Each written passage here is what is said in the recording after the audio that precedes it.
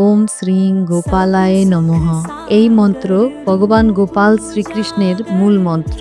গোপাল মানে হলেন গোপালক বা গোপাল কৃষ্ণ, যিনি গোকুলে গোপালক রূপে জন্মেছিলেন এবং ভক্তদের জন্য প্রেম, আনন্দ ও লীলার প্রতীক হয়েছিলেন। ভাগবত পুরাণ ও মহাভারতে উল্লেখ আছে, গোকুলে শ্রীকৃষ্ণ গোপাল রূপে গরু চড়াতেন, বংশী বাজাতেন এবং গোপীদের হৃদয় ভরিয়ে দিতেন আনন্দে। এই মন্ত্র বিশেষত ভক্তি, প্রেম ও সংসারে আনন্দ লাভের জন্য জপ করা হয়। গোপাল মূর্তি বা কৃষ্ণ লীলার স্মরণে এই মন্ত্র ভক্তি ভরে জপ করলে জীবনে আসে ভগবানের কৃপা।